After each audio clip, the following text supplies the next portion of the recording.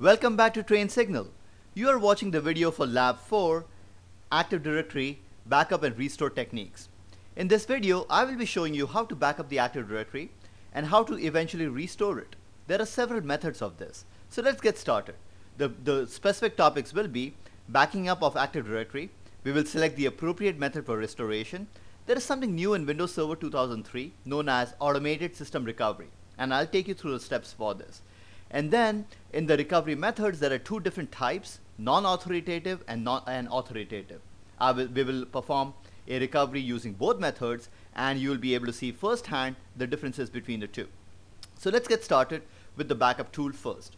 To begin with, let's connect to our domain controller. So I have this connection open over here. Microsoft has given us a nifty tool to perform backups known as the Windows 2003 Server Backup Tool. To start this tool, there are two different methods. The official method or the long method is to go to All Programs, Accessories, and in Accessories you need to go to System Tools, and over there you'll find the backup tool right over here. So this is how you start the backup program. Once you start the backup program, it will either start in what is known as a wizard mode, where it will guide you as to exactly what you would like to do, whether to backup or to recover. Or you can go to the advanced mode directly and then choose exactly what you want to do. So in other words, if you go to the advanced mode, you can go to the backup tab and perform exactly the backup task that you would like to do. So let's close this one more time. And I'm going to show you another method of accessing the same backup tool. To do this, all you need to do is click on the start button, go to run, and then over here type NT backup. And then you are able to start the backup tool in this manner as well. Okay, so let's take a little tour of this tool so that you are accustomed to this, and then we will perform some activities backing up Active Directory using the backup tool. So let's, to begin with, start in the wizard mode. So when I click on the next button over here, it's going to ask me two things: whether I would like to perform a backup or to do a restore. Obviously you need to perform a backup before you can do a restore. So let's select backup files and settings, and I'm going to click on the next button. Now it's asking me, what do I want to back up? Should I back up all the information in this computer? This would be a total system backup, including all the data files and all the applications.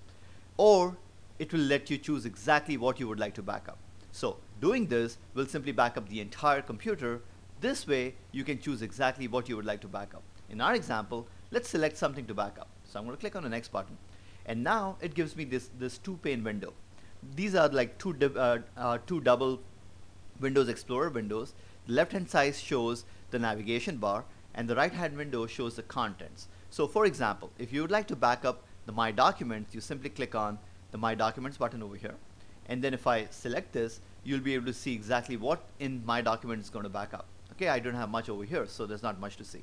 But let's take another example. I'm going to uncheck this, and let's expand our computer object DC1.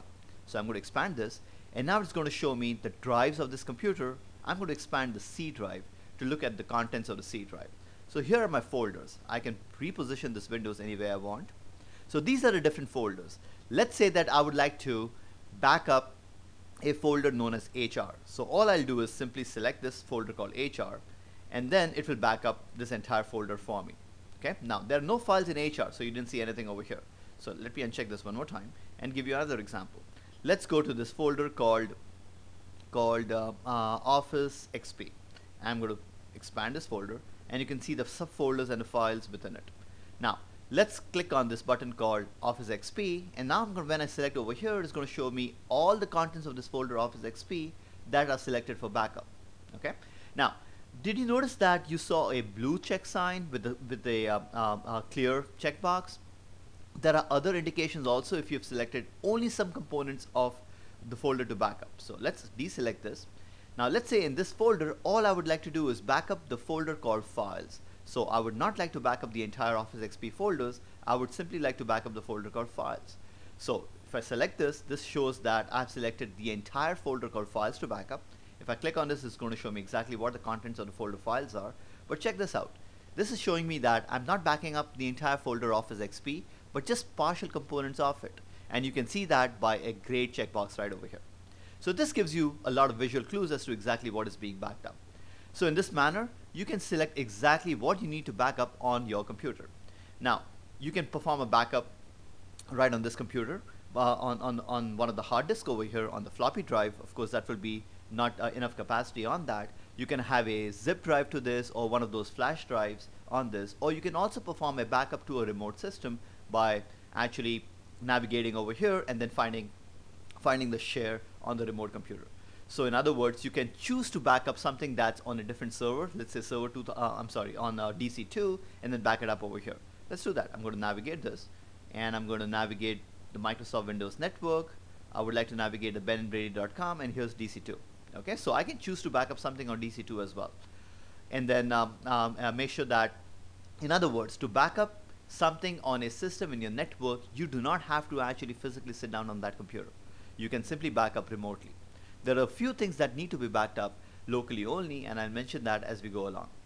So to perform a backup, you simply find exactly what you need to back up, click on the checkbox and move on. So in our case, let's select this one. There's a folder called AD backup. I'm just doing this as an example, and then we'll move on. Now it asks me, where do you want to back up this to? So here's where the browse button comes in handy. I can go and navigate to any of the drive letters in my computer. So let's select the object DC1, and then you find a drive letter over here. You can create a folder on the fly if you want to. I'm going to call it a backup folder, and then select this backup folder and then click on save. You can name the backup file right over here. I'm going to call it sample. The extension that it will give is BKF. Let me show you that. If I click on the browse button over here, you can see over here it's going to create a file called sample with the extension BKF. Click on the cancel button over here. So far what I've said is to back up a folder on my C drive, and I chose to back it up on the E drive. I'm going to click on the next button, and now over here I can either say finish and the backup process will start, or I can click on the advanced button for more options. So let's do that. I'm going to click on the advanced button over here. Now it's asking me for what kind of a backup would I like to perform. I'm going to give you a quick primer on the different types of backups. First one is what is known as a normal backup. The files will be backed up, and each file will be marked as being backed up. Then there are some other options. Copy will simply create a backup of the copy and not mark anything, so that next time you perform a backup of those files, they'll be backed up once again. Daily will simply back up all the files that were modified or created today. So I've gone through these three: normal, copy, and daily. Now there are two other methods that are used extensively. One is called differential and the other is called incremental. And let me explain this with an example very quickly to you. Differential means that if I perform a backup, let's say I perform a backup on a Monday. At the end of the day, Monday, I perform a full backup. On Tuesday, if I choose to perform a differential backup, it will back up all the files that were modified since the last full backup. The last full backup was on a Monday. So on Tuesday, it will basically back up all the differences between the backup of Monday and Tuesday. In other words, any file that was created on Tuesday or modified on Tuesday will be backed up on Tuesday if I use the differential backup. Let's continue on Wednesday now. On Wednesday, if I perform a differential backup, remember the definition of differential backup is back up all the files that have changed or have been created since the last full backup. So again, it will look at Monday's backup, it will look at all the files on Wednesday, and the difference between the two will be backed up. On Thursday, the same thing will happen. Now let's play devil's advocate at this point, and let's say that the system crashed on Friday. So Friday morning when you come to the office, it's a great day waiting for you. You need to recover the files because the system has crashed. Now, when you choose to perform a restore, what you need to do is the following. You need to first restore the normal backup or the full backup from Monday. So that will give you all the files as of Monday. Then you need to put the latest differential backup. Since you're performing this restore on Friday, the latest differential backup was performed on Thursday. So you put that tape in and then you perform a restore. So what this will do is the following. It will restore all the files as of Monday, and the difference between Monday and Thursday, all those files that were created during the week, will be covered under the differential backup for Thursday. So it will restore those files as well. And then your system will be up and running. So that's a differential method. What this does is you don't have to perform a backup every day, a full backup every day. You only perform backups of files that have been changed since the last full backup. Then there's another method called incremental. This is slightly different from differential.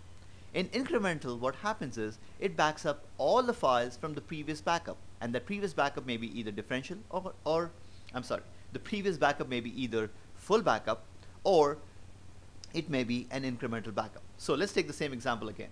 Monday evening, you perform a full backup. So there's your full backup on Monday. On Tuesday, you perform an incremental backup. It will back up all the files that were changed since Monday. So any differences between any new file that were created on Tuesday and any file that have been changed since Monday's backup will be backed up. Going on, then you go on to Wednesday, and if you would like to perform an incremental backup on Wednesday, it will back up only those files that have been changed on Wednesday and have not been backed up already on Tuesday. In other words, incremental does not look at the last full backup. It looks at the last backup period. In other words, it backs it up in increments. Any files that have changed since the last backup will be backed up. The result of this is the following. If the system were to be restored on a Friday, you would need the last full backup, which is Monday, and all the incremental backups as of Thursday. So you'll have to first restore the tape on Monday, and then the incremental tape on Tuesday, Wednesday, Thursday, and now you'll have your complete backup set restored on Friday. So the major difference between incremental and differential is the following. In differential, you need the full backup and the last differential backup. In incremental, you need the full backup and all the incremental backups that you would like to restore. So this is just a quick primer on the type of different restore backup methods that are there and how they work in the restore process. So I'm going to click on normal and then continue. Next. Now, if you would like, you can verify the data after it's backed up so that the integrity of the data is maintained. What this does is perform some system checks to make sure that if there were so many files and so much megabyte to be backed up, that exactly is what's been backed up. Click on the next button over here. Now there are two choices. Append this backup to the existing backups or replace the existing backup. What this will do is the following. If you choose append, and if you have enough space on the backup media, let's say you have a tape that is, as an example, 10 gigabyte. And your backups are about 1 gigabyte. What this will do is it will leave the existing previous backup on tape and then append it to a new backup. So in other words, you can back up 10 days of 10 different backups on the same tape. It will not replace. Whereas if you choose this option, it will do exactly that. It will replace what's already on the tape and then perform the backup. So what I would recommend is that if you have enough space on the tape media, choose this method. That way you'll have several backup sets available to you. Click on the next button, and now you can say, okay, fine, let's start the backup. Or I have one more choice. I can say back it up on a later time. And over here, I'm just going to type the word sample again. And then you can set a schedule. This is great. What this does is it uses the Windows scheduling service and lets you select exactly when you want to perform a backup. So in the schedule task over here, you can say, I would like to perform a daily backup. You can select the time when you want to perform a backup, and then it will perform the backup for you. You can also click on the advanced button and have more options as to start on this date. If you want these backups to go up to a certain date, then you stop it on a certain date. Let's say you would like to go from December 18th to December 31st. Well, it will stop at that time. If you want to repeat the task several times, you can do that and so forth. Okay, so a bunch of options to show you exactly how the backup will take place. Clicking on the settings button over here, there are some more options. Delete a task if it is not scheduled to run again. In other words, remember when we scheduled in the previous tab over here, when we scheduled it up to December 31st, and if you had this box selected, what this will do is it will delete a task because it is not scheduled to run anymore. And then there are more options that you can go through over here. For example, power management, if it is running on batteries, whether you want to perform the backup or not. Okay, so a bunch of features for you to actually perform the backup with. And then you click on the next button, and then you need to enter the password, confirm the password, because you let's go back to this a little bit. Who can perform a backup and restore? You need to have certain administrative rights, and by default the administrator has the right, and the other group that has the right by default is, if you recall, the backup operators group. So you have to be a member of that group to be able to actually run this utility. You enter those passwords and then you continue, and your backup is performed. So I'm going to cancel out over here. I just want to make sure I give you a small primer as to what is being backed up. What we are interested more in this particular lab is the backup of Active Directory. Okay, so I just showed you the general backup process. What we are really interested in is backing up the Active Directory. So let's do that. So let's go back to our notes over here, and let's talk about how do you back up the Active Directory. In order to back up the Active Directory, what you need to do is back up what is known as the system state. So here's what's contained in the system state.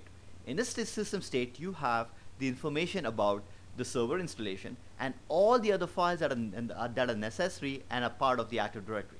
Here are some of the things that are included in the system state. you have the system registry or the Windows registry included in it, the COM class registration database, all the system boot files, namely the boot INI, the NTLDR, and so forth are included.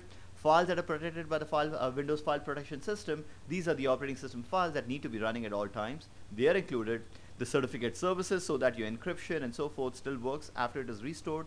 The IIS database, all the information. If you recall, the IIS database is similar to the Windows registry, but it is only for IIS. So all the internet information services will be restored.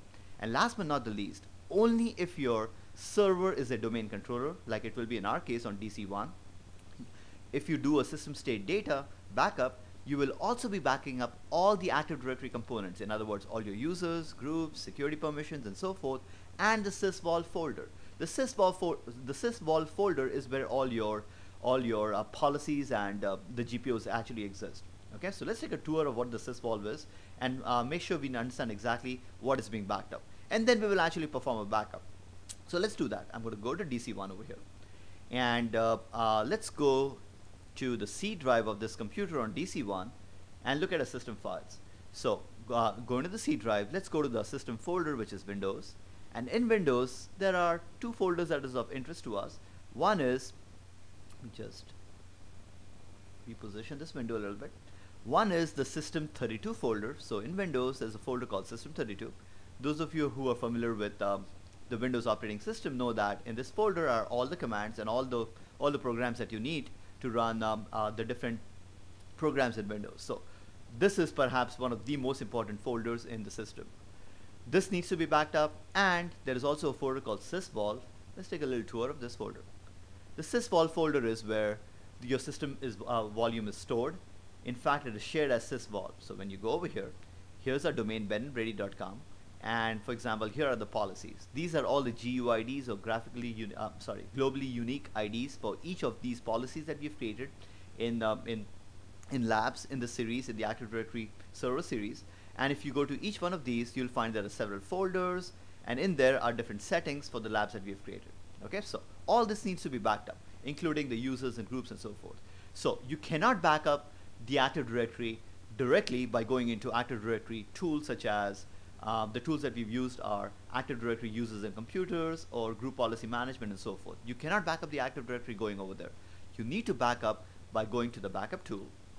So let's do that. Click on run, and then let's run NT backup by going to the backup tool, and then I'm going to say backup files and settings, and then let me choose what to backup. And what you need to do is backup, expand DC1, this object over here called system state. In fact, if I select it, you will be able to see exactly what's being backed up over here. Okay, so all these things will be backed up when you perform a backup of the system state. So we're going to do this in a moment, but let's come back to this. Let's cancel out of this. What I would like to do is the following. Before we perform a backup so that we can perform the activities in this lab, if you recall, we have two domain controllers. Let me take you to a network diagram. We have, here we go. We have a client computer, and we have two domain controllers in the benandbrady.com domain. So I'm currently sitting on DC1. What I would like to do is the following, so that we can perform some labs and you'll be able to see the differences between the different types of restore. I'm going to go to DC1 and create a new user object. Once we create this new user object, we will make sure that we replicate it to DC2 so that all the domain controllers in our domain know of this new user object. So we'll perform a replication. It will give you a good chance to do that at this point.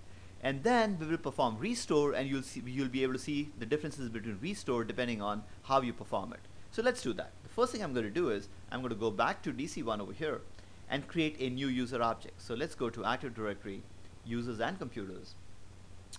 There we are. And I'm going to create a new user object in the and for a change in the North Carolina OU. So here's NC, and in there I'll go to the sales OU. By the way, this is also in the lab book. So if you're performing the labs, this is exactly what I've done in the lab book, and you can follow it over here as well. And over here, I've created a user in the lab called Robert, and the last name is Stevens, with the logon name of R. Stevens. Let's move on. Password, our standard password is with a capital P. So password 1. Again, going to re-enter the password. I'm going to uncheck user must change password at next logon. continue, and then it is done. Okay, so I've just created a user object in benandbrady.com domain on the domain controller DC1. Now, when the user logs on, what happens is the nearest domain controller responds, and there are two domain controllers in this domain. So we have to make sure that this object is replicated to all the other domain controllers in our domain. In our case, just one more. I can go back and check right now, but before we do that, let's just replicate it ourselves. Again, you do not have to do this on a regular basis in an actual production environment. The domain controllers do replicate with each other in a few minutes, but it can take as long as 15 minutes. So what we'll do is, so that we get some practice over here, we'll force the replication by going to admin tools and then going to sites and services. So let's do that.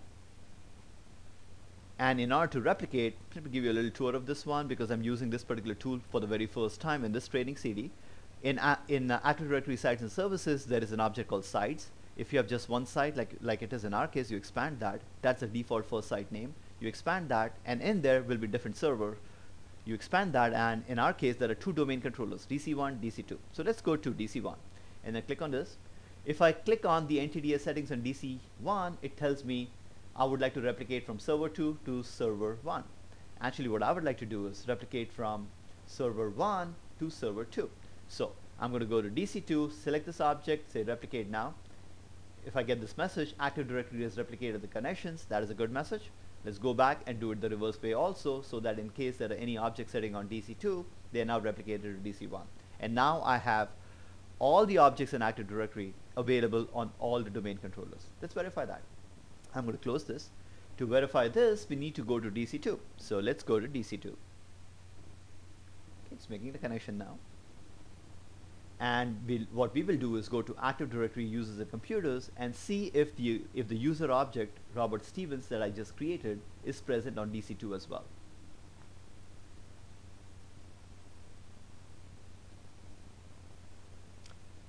A little slow in coming up. There we go. Now we're going to go to Active Directory. Now recall, I'm just going to double click this so that we know exactly where we are. We are setting on the domain controller DC2, and I'm going to go to the start, admin tools. You may be wondering, why did we have two domain controllers and when we haven't really used DC2 a lot in this lab so far? Well, now you get to see why we needed two.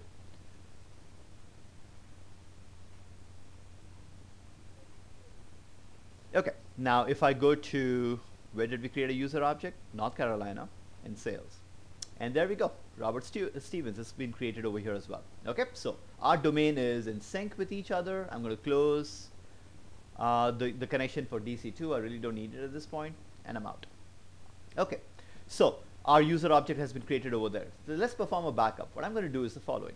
Let's go to DC1.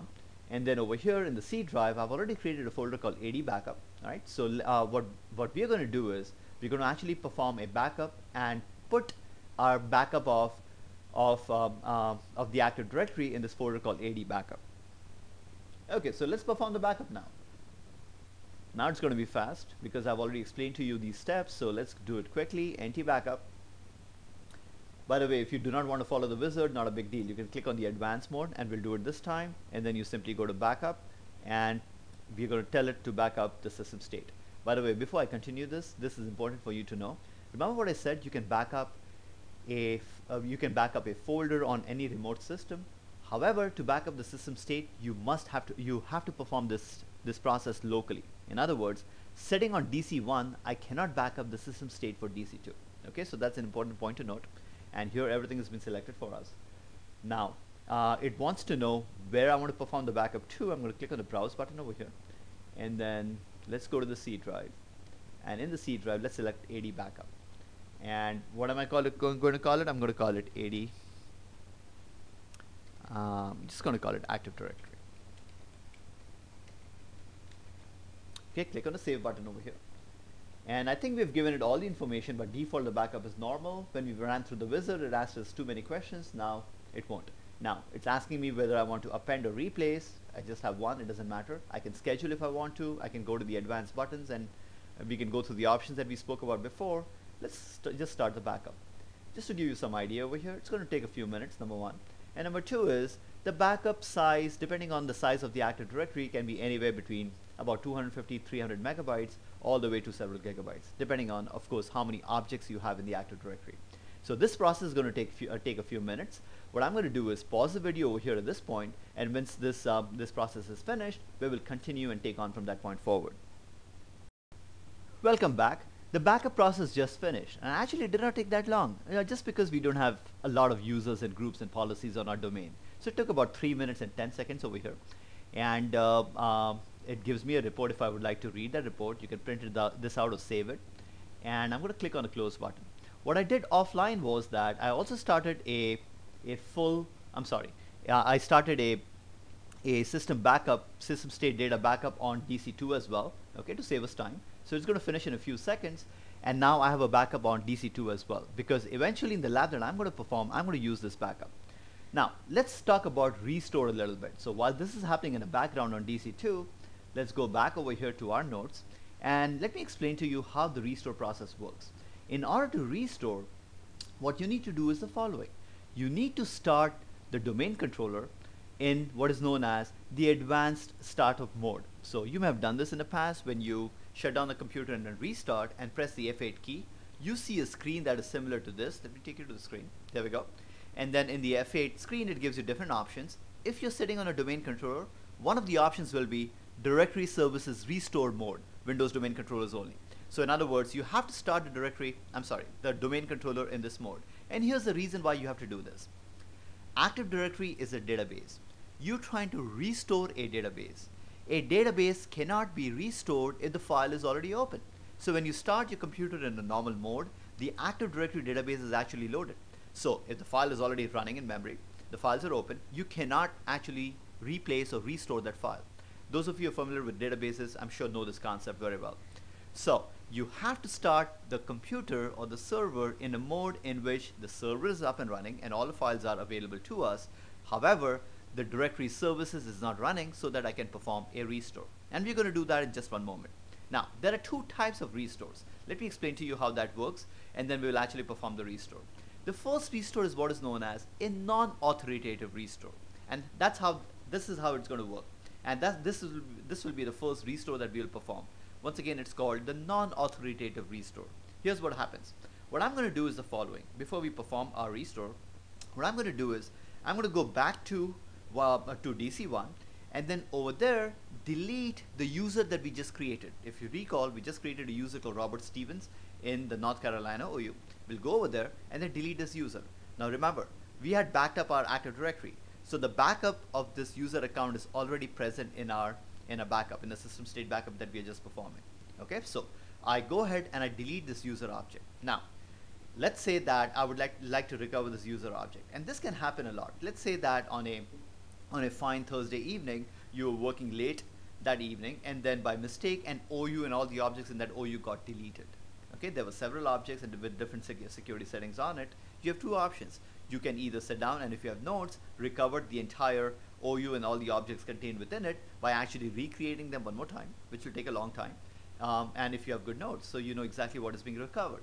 Or you can recover it from the previous the backup that you have. But here's the problem. When you try to do that, so for example, in our case, I'm going to delete DC1. On DC1, I'll delete the user account called Robert Stevens, and will replicate so that DC1 and DC2 both know that the user account the user account R Stevens has been deleted.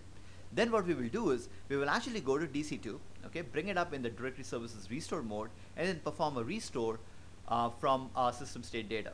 So when we perform a restore, remember that backup had the user account for R Stevens. You'll be surprised when this computer comes up actually, and then when the domain gets replicated, even though we just performed a restore, the user account for R Stevens is not there, even though it was included as part of the backup.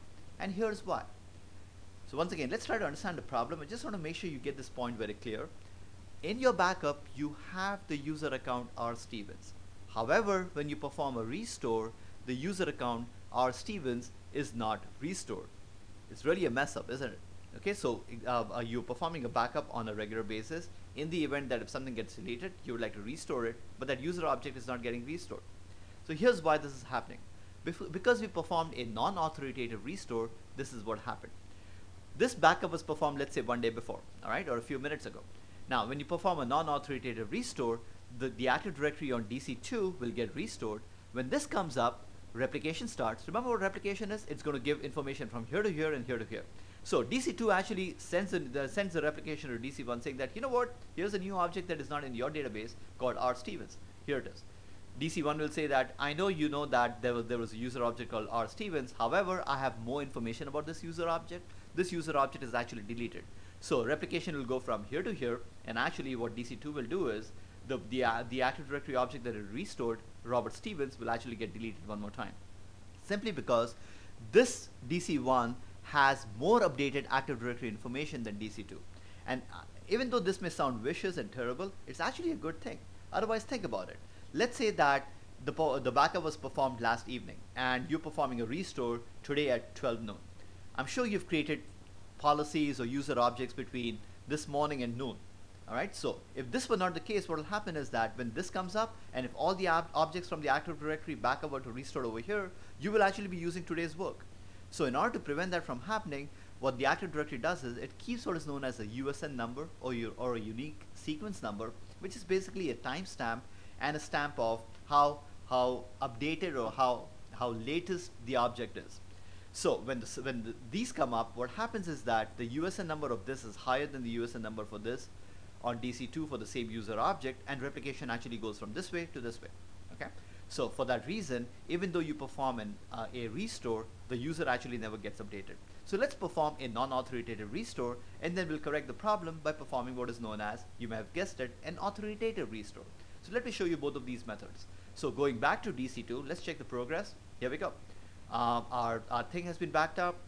Our system state has been backed up. The file is called backup.bkf. I'm going to click on the close button over here and then show you where this backup is. Please remember, we are in DC2 now. So I'm going to close this and let's go to DC2. In the C drive, I had created a folder called AD backup, and then here we go. This backup.bkf file that was just created in this particular folder. The reason I did this on DC2 is simply because I'm going to actually perform a restore in DC2 so that DC1 is available to us at all times. So now let's do the following. I'm going to go to DC1 and then let's go to the user object R. Stevens and delete this guy. So let's go to Active Directory Users and Computers.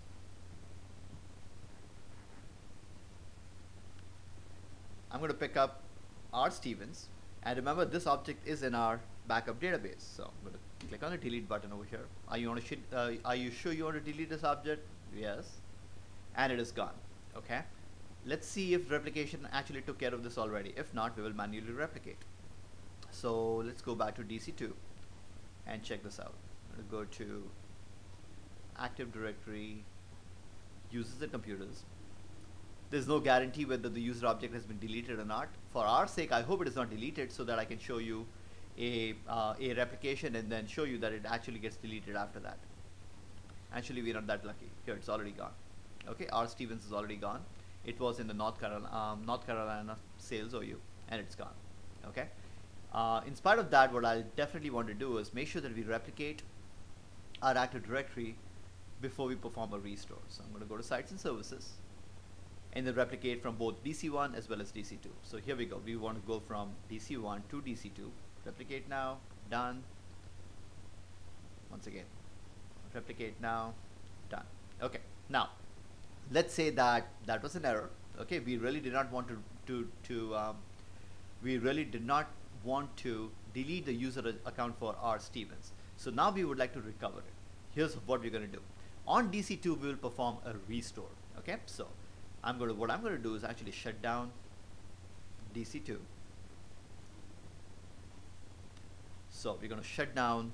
Remember, I'm on DC2, DC1 still running. I'm going to perform a shutdown over here. Just type in some comment. I'm going to put OK over here and click on the OK button. Just warning us that there's a remote computer connected. That is my recording station, and yeah, I would like to shut it down. Okay, and here we go. We lost our remote connection because the server is going down. What I'm going to do is wait for the domain controller DC2 to be shut down completely, and then I'm going to physically restart it, and once it has restarted, I'll make the connection. You will not be able to see one of the screens, which is this. When the computer restarts, when DC2 restarts, what I'm going to do is press the F8 key, Again, these steps I will not be able to show you on the screen, so I'm showing you here in advance. I'm going to press on the F8 button and then select this option called Directory Services Restore Mode. Okay, once I do that, my computer is going to start with the Active Directory not working. It will look like it is in a safe mode. Okay, then we'll make a connection and then perform the restore from that point going forward. So let me pause the video over here a little bit, and I'll come back to you once DC2 has restarted in the Directory Services Restore mode. Welcome back. The domain controller DC2 just restarted, and let's check the progress of that computer. So what I'm going to do is connect to DC2, and over here something interesting should happen. If you recall in our setup video, when we created the domain benandbrady.com, it asked us for a password for the Directory Services Restore mode. If you recall, when we ran DC promo, at one point it asked us, tell me what password you would like to use for DC promo. I'm sorry, for Active Directory Restore mode. That is not the same as the regular administrator's password.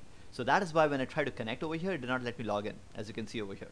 And in a lab, you can refer to the lab book or the first setup video. Our password was actually Rainbow. So I'm going to type over here Rainbow, R-A-I-N-B-O-W, and then click on the OK button. Just to remind you that the username and the password that you use for the restore start is not the same as a regular password. So here we go. Windows is running in safe mode as expected. Okay, and then we are in DC2. Now what we will do is perform a restore on DC2. So let's make sure we are on DC2, and this time we will run the backup tool once again, NT backup, and instead of backup we're going to say restore. So steps will be easy and fast now because we've already gone through most of this before. This time instead of saying backup, I'm going to say restore. Next, what do I want to restore? Let's expand. Here's our system state. It has already cataloged it. We'll click on next, and now it wants to know where would I like to restore. So I'm going to say restore to the original location. Click on finish. We'll override the current system state unless restoring to an alternate location, which is okay. That's exactly what we want. And again, it's going to take a few minutes restoring it from the backup to the system state itself. After this is done, we're going to shut down and restart domain controller 2 one more time. I know that's annoying, but that's part of the process over here. So this will take a few minutes over here, 6 to 7 minutes. We're going to shut down, restart DC2, and once DC2 is restarted, what we will do is we will look at the Active Directory users and computers on both of DC1 and DC2, and we'll be surprised to find that the user R. Stevens is missing, or actually not surprised because you know why. Okay, so let's pause the video over here one more time, and I hope you're getting used to me pausing the video and coming back to you again and again. One of the biggest objectives of my training CDs at Train Signal over here is that I show you live action, the labs as they're being performed. Even though you are actually watching a video, it is not like a movie that has been made and edited just to show you how good it looks on the screen. So any error messages that pop up, you will see it right here on the screen. All right, so it is for that reason. So what's going to happen now is the following. This is going to finish in about 4-5 minutes.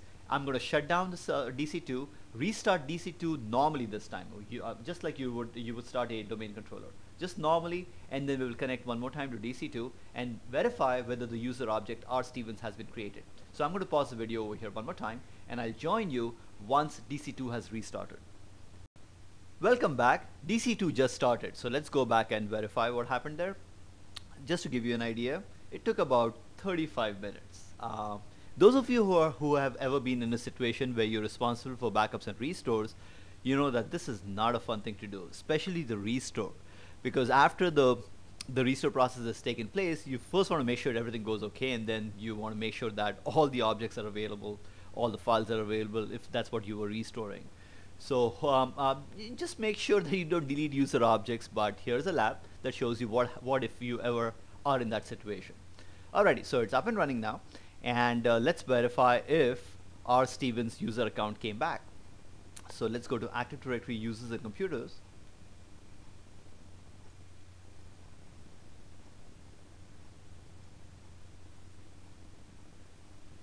I hope I clicked on it. Let's see. The server just started, so it's still starting processes in the background.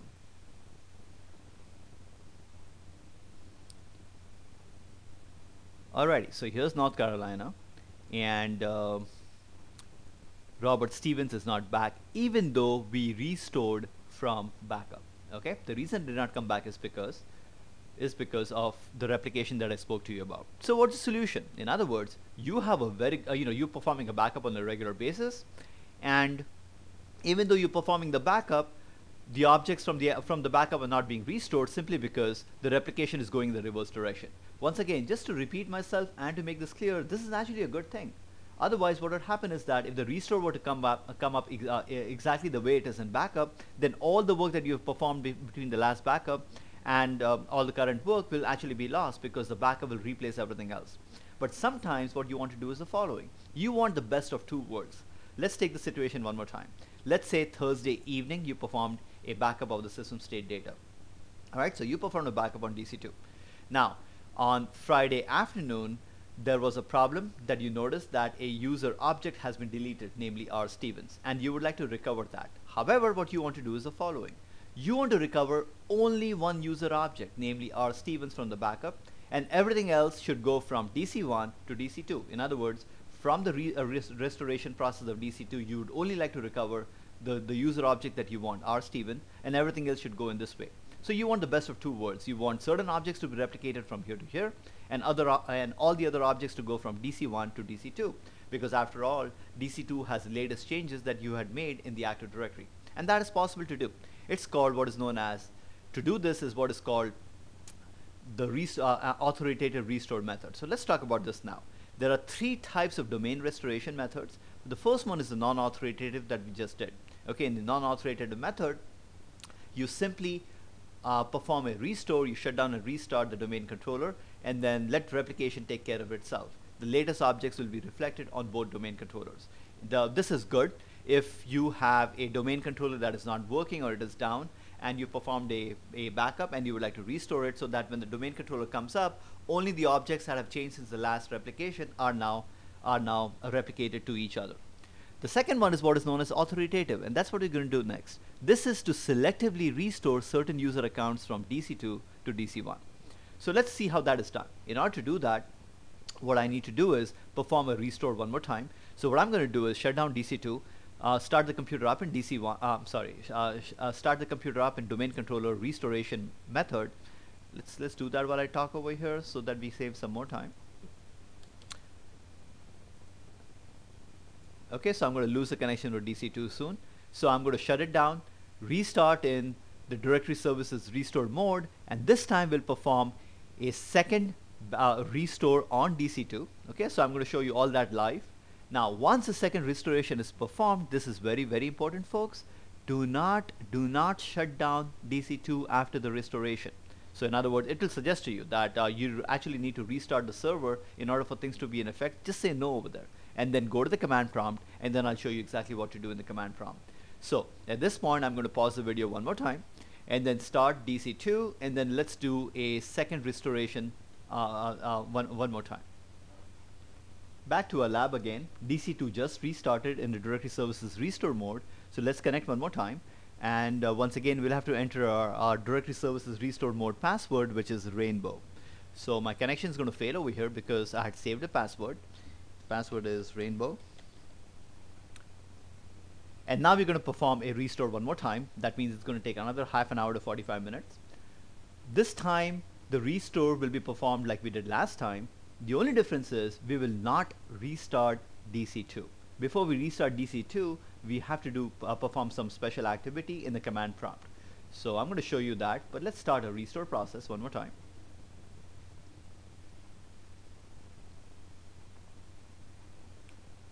Running in safe mode. So the biggest difference between the authoritative and the non-authoritative method is that in authoritative, after you perform the restore, do not restart. You have to flag certain items as being authoritative, which I'll explain later. So here we go. Starting our backup. Utility. Go ahead next. Restore files and settings. Same as before. Here's our system state that we had backed up. So no difference over here. I'm going to say yes. It's going to warn me that it's going to actually replace files. So once again, another half an hour of a restoration process. What I'm going to do is pause the video and then keep the screen on so that once the restoration process actually finishes, I'm going to continue from that point on without restarting the domain controller. So it says about 8 minutes and so many seconds. It's misleading. As time goes on, you will see that this time goes substantially higher. So I'm going to pause the video and then join you again once again after the complete restoration process is done.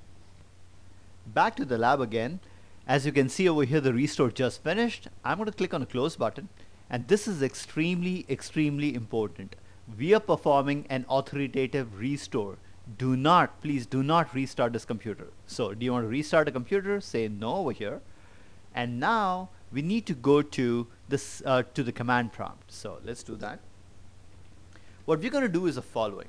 I'm just going to clean the screen over here by typing some basic DOS commands so that I get a clear screen. What we are going to do is the following. Let's look at the lab over, let's look at the picture of our network over here. On DC2, sorry about that, here. On DC2, what we need to do is go to the command prompt over here and run a special command called the ntdsutil command. This command will what is known as perform a forceful replication from DC2 to DC1. What we're going to do is the following. We're going to run the command, and then the command will actually flag the username R Stevens over here with the maximum value of the USN number. Now what's the USN number? When two domain controllers replicate, they look at the USN number, which is the sequence number of the object that each one of them have. So for example, DC1 has 100 objects, and let's say DC2 also has the same 100 objects. And on DC1, you may have gone to an object for a user such as James and changed the password. Every time you make a change, the USN number for that object goes up, so that when replication takes place, DC2 knows that, well, even though the usernames are the same, there is a change over here because of the higher USN number, and then the replication will proceed from here to here. So that's where the USN number comes in. So what we're going to do is the following. We're going to go to the command prompt and then say that, well, in our Active Directory domain database, take the username R Stevens and make its USN number the max value possible. So it will go up to the maximum value. Then what's going to happen is that when DC2 actually comes up and it is restarted in the normal way, replication will take place. All the objects will replicate it from DC1 to DC2 except for the R Stevens object, because the USN number for R Stevens will be actually higher than it is on DC1, and that replication will proceed in this manner from DC2 to DC1, and that's exactly what we wanted. Okay, so let's see how to do this. Let's go to the command prompt of DC2, and then over here we need to type the command ntdsutil. Okay, you type that command and then you hit the enter key.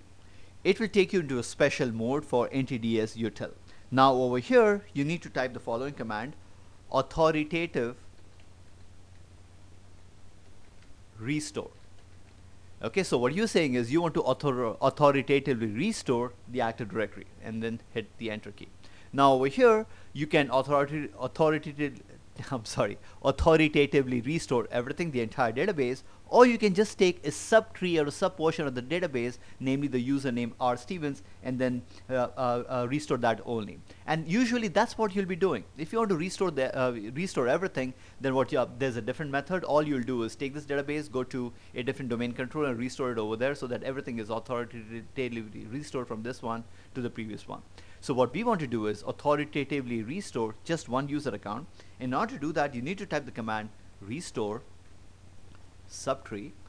Just be very careful in this command. One little mistake and it won't work.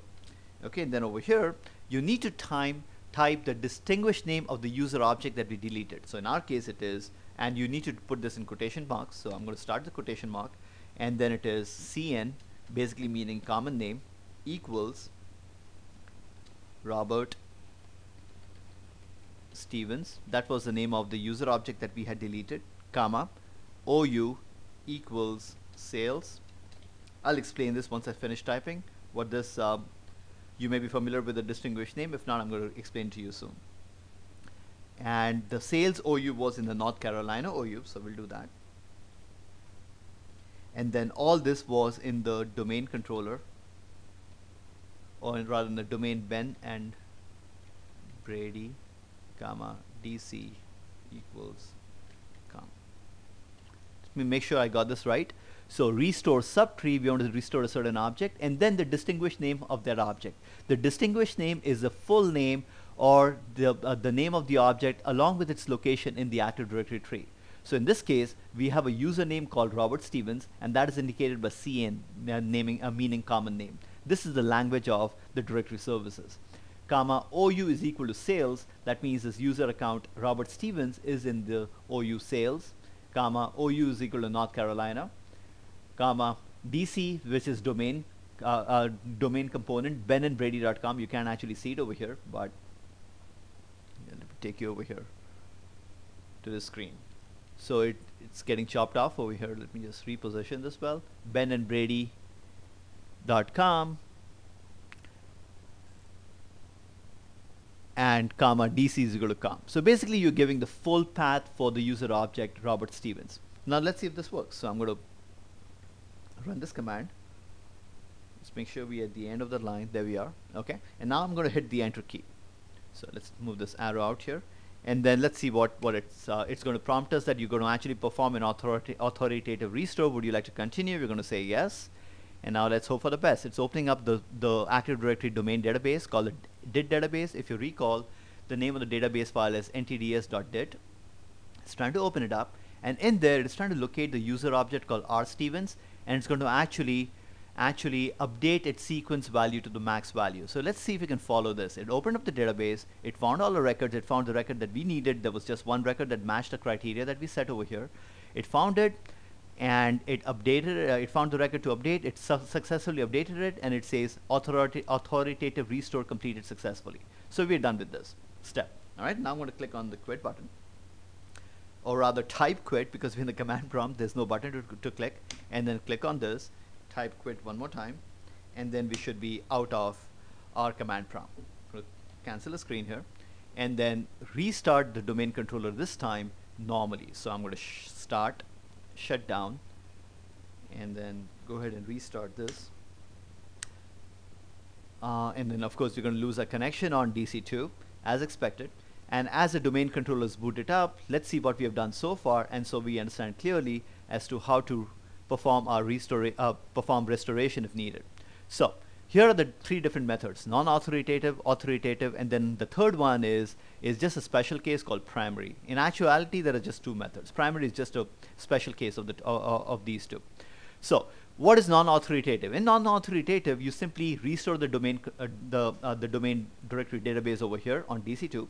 When it comes up, replication takes place. It looks at the USN numbers. DC1, because it has been up and running, has the highest USN number, and replication will take place from here to here.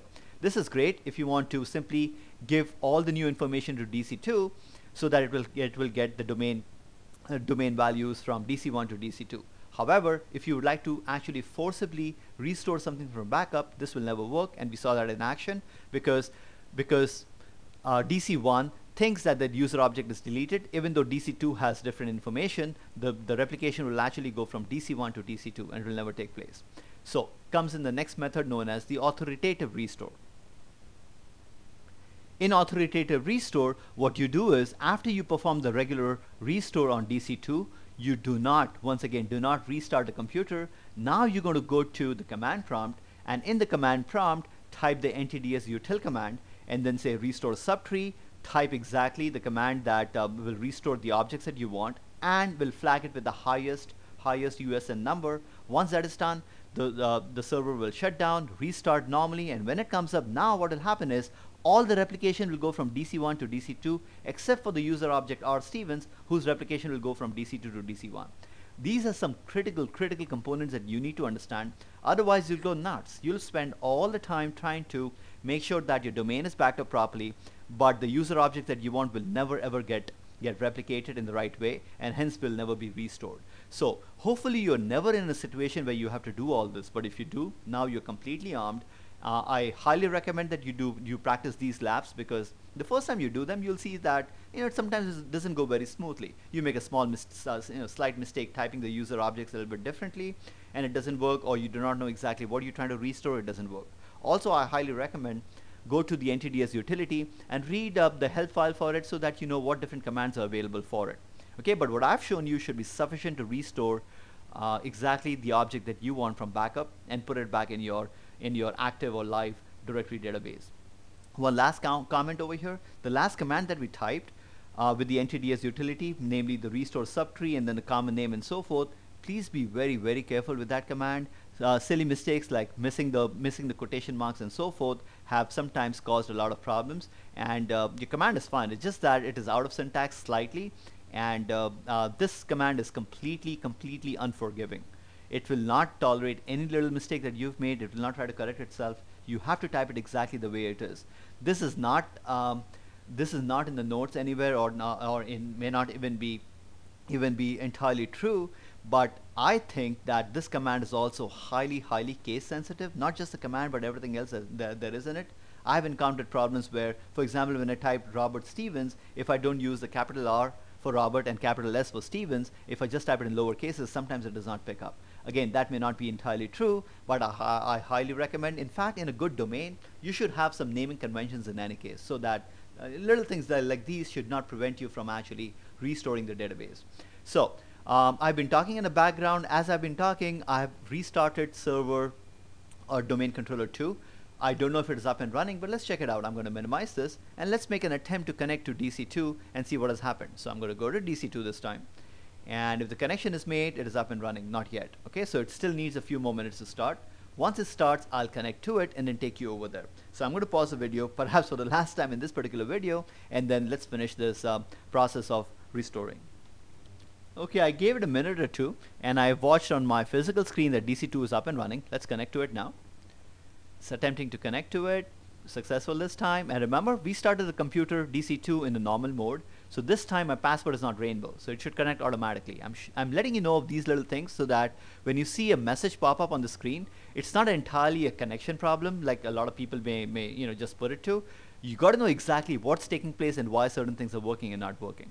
So at this point, it went through. It didn't ask me for a password because our regular password that I'd saved in the remote connection desktop properties was good.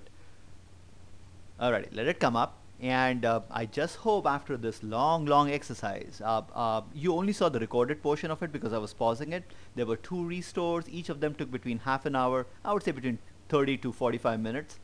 And then the shutdown and the restart of the servers. This entire process took a good, I think, about 2 hours to finish. Okay, so even though the lab may be about an hour's lab, it actually takes much longer. Just to give you some idea, when you're actually performing a live activity like this in a domain environment, so that you can tell so that you're aware that it's going to take you so long to actually recover from this process. Okay, just came up. I'm sure there are other services starting in the background. Let's attempt to actually run Active Directory users and computers. And let's hope for the best that the user R. Stevens actually came back.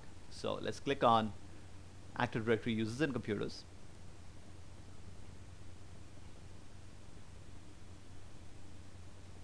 Okay, it's going to take a few seconds to come up.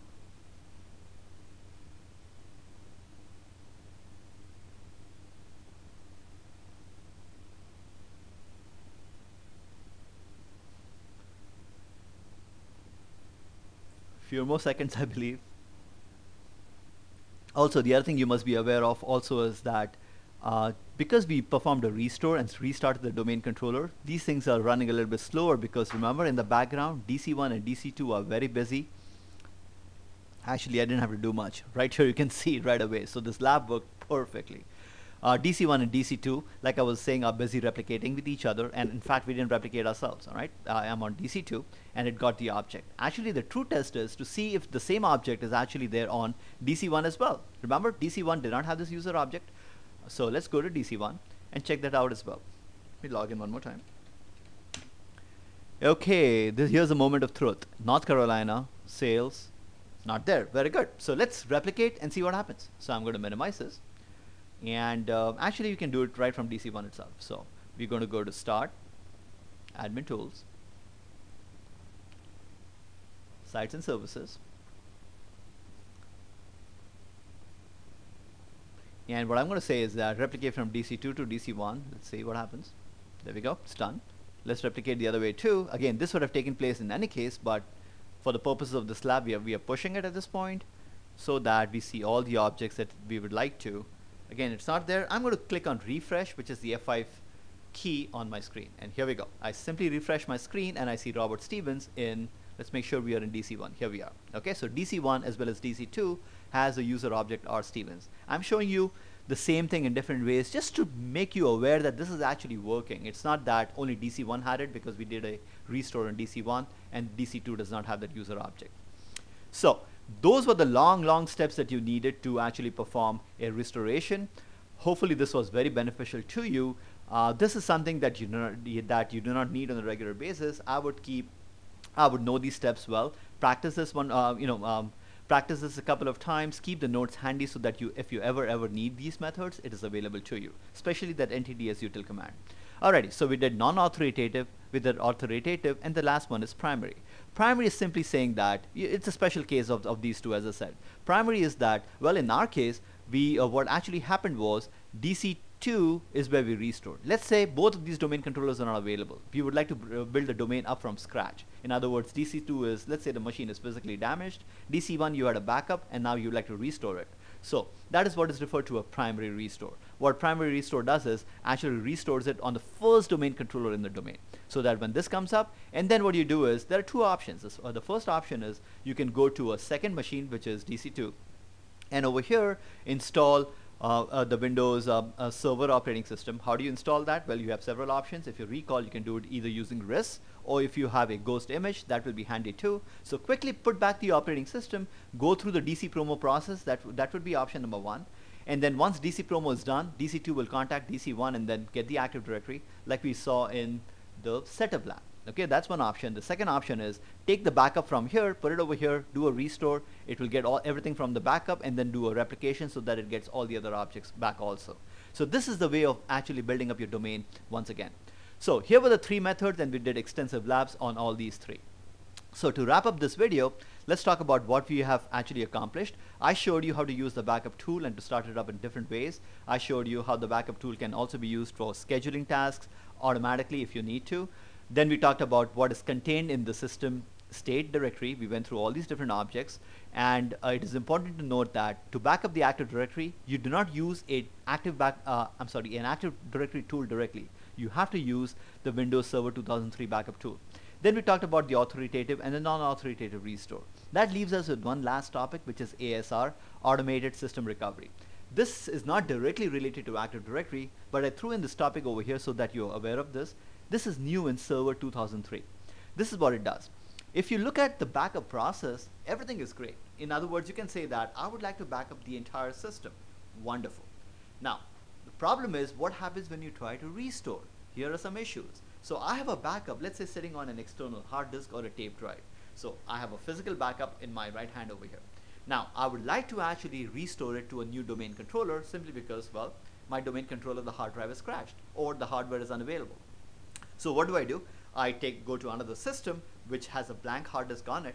Well, now I have to do the following. The first thing I have to do is actually install the operating system, or you may use a ghost image or a RIS method that we discussed before. But whatever it takes, you first have to have the operating system up and running. Once the operating system is up and running, then you have the Windows Server 2003 backup tool available, and then you can use the backup data that you have on your external hard disk. Okay, so it's important to note you can't just plug in the external hard disk and then expect the system to come up automatically and just become a domain controller. It requires several steps. Now, what ASR is doing is it's simply automating those steps. It is not trying to eliminate any of those steps. It is simply automating it. In other words, what you will need to do is the following. You need to perform what is an ASR. When you do that, what happens is it performs an ASR, or it makes a full backup of the entire system along with a map of all the disks that you have along with the drivers that you need to actually start the system.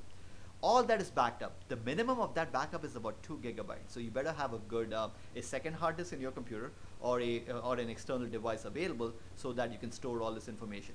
Please remember, don't put this on the same drive that has Windows Server 2003, because it's good for the lab, but in actuality, in real life, you're assuming that hardware may not be available. So if that's the case, your ASR is not available as well. So what it does is it makes a full backup including all the drivers, and then it makes you create a floppy disk. What the floppy disk is, is basically a catalog or listing of all the things that you need to actually set up your system in a one-step solution. So you need the ASR backup that I'm going to show you how to create right now. You need the floppy disk that was created as part of it, and then of course you need the Windows Server 2003 CD as well. So what the ASR does is the following: you have your server CD, Windows Server 2003 CD, you have your backup, and then you have your floppy disk. So 3 different items. You restart the computer using the CD. Once you start the computer using the CD-ROM, you perform the same steps as if you're trying to actually perform a new installation. However, instead of clicking on enter to continue, you actually press on F6 key and then follow the prompts on the screen. It will ask you to put the floppy disk in. It will ask you where the ASR is, and it will hook up the 3 together, namely the floppy disk, your automated system recovery, and the Windows Server 2003 CD-ROM that you have, so that instead of you doing all these steps manually, where you actually perform a new installation and then hook up the device and install the drivers and then perform a backup, all these 3 things are done for you automatically. So once again, it is important to note that I've seen this in a lot of books or in other literature saying that, well, this is a total solution. It is. All it is doing is it is linking the 3 things together. It's not automated to the extent that you can actually plug in this device somewhere else and then have everything up and ready and running. The floppy disk also is usable only for the same system on which you have actually performed a backup. And quite frankly, you do need a floppy drive. If your server does not have a floppy drive, you're in trouble. You'll actually have to go to another computer and actually get the floppy drive and put it in there. You may have noticed that if you purchase new systems nowadays, floppy drive has become an optional device. I'm shocked at that, especially for business computers. You need a floppy disk to do a variety of tasks in our environment. So let me show you how this is done. Again, this will be just a short demonstration so that in case you ever have to perform an ASR, you're able to do so. So you go to Start, and again, you'll run the NT backup utility, which I'm going to pick up right from here. Okay, it's looking for devices. This time I'm going to say, let's go to the advanced mode rather than use the wizard. And right here on the welcome screen of the advanced mode is automated system recovery wizard. I'm going to click on it. And then it's going to, all you have to do is just follow the prompts. It's going to tell you where it's going to put up the backup. Again, I'm doing it on the C drive over here. I won't actually finish this process for you completely, but you can browse and you can pick up a different volume if you want. Let's pick a backup over here and do it over there. Again, it's a good idea to put it on a separate device, not on the same hard disk, but for our purposes that will do. And over here it tells you that the wizard will also require a floppy disk to create a recovery disk. Make sure you get a blank, I would say a new floppy disk. Okay, it's not worth reusing a floppy and then finding an error later on, because you'll really get stuck without this floppy disk. Click on the next button, and then when I click on finish, it will actually start the process. This process is going to take forever, so I won't actually finish this in its entirety. But once this is done, once the process is done, it's going to actually, I'm going to let it run for a few minutes just to show you what it's going to do. Then it's going to ask us to create a floppy disk, create a floppy disk, and after the floppy disk is created, you're all set. So you need, once again, 3 different items: a floppy disk that we're going to create over here, the ASR backup data set itself, which should be on a separate drive, and the third thing you need is a Server 2003 CD. With these 3 things, you can actually completely recover a server if you need to. Okay, so I'm going to let this run in the background, and that was the last thing that we needed to talk about in this particular lab. Okay, going back over here, let's see, here we go. It's trying to estimate what number of files that it has to copy. Once it starts estimating, it should give us some clue as to how big the backup is going to be. As you can see, it's already gone over 3 gigabytes. Okay, so just to give you some idea, this is something that you may want to do when you made a major change to your server. So that, here we go, it's going to take about 2 hours, all right, 1.5 hours coming down, but this time goes up as you will notice, depending on what files it's actually copying. So I'm going to stop this process over here. I'm going to cancel this and then say yes to it and then get out of it. Okay, after this process finishes, what it will also do is it will also ask you to insert a floppy disk and will create a floppy disk for you. This is interesting. Look at what was selected automatically by the wizard. It selected the system state data. That makes sense. That has, after all, our registry, the Active Directory, and so forth. And then it's going to select certain files, definitely the drivers from the C drive, so that all your devices are up and running once the ASR procedure is done. So let's close this. And one more thing to let you know about the ASR is that if you ever change your disk configuration, in other words, if you add a third disk and so forth, make sure you create a floppy disk again, or that would be that would qualify as a major change. So I would actually go and run the ASR process one more time. So that should conclude our video on Active Directory backup and restore techniques. I hope you benefited from this video, and I thank you very much for watching this video.